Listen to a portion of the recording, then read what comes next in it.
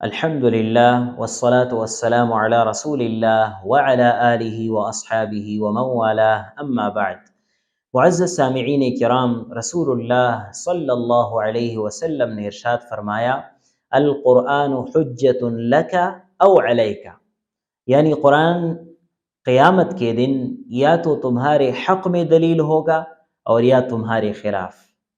اگر ہم نے قرآن کریم کو سمجھ کر پڑھا اور اس پر عمل کیا تو یہ ہماری شفاعت کرے گا، لیکن اگر ہم صرف پڑھتے رہیں اور عمل نہ کیا تو یہ ہمارے خلاف گواہی دے گا۔ لہٰذا آج ہی فیصلہ کریں کہ قرآن کریم کو اپنا ساتھی بنائیں گے تاکہ کل قیامت کے دن یہ ہمارے حق میں گواہی دے۔ وما علینا الا البلاغ۔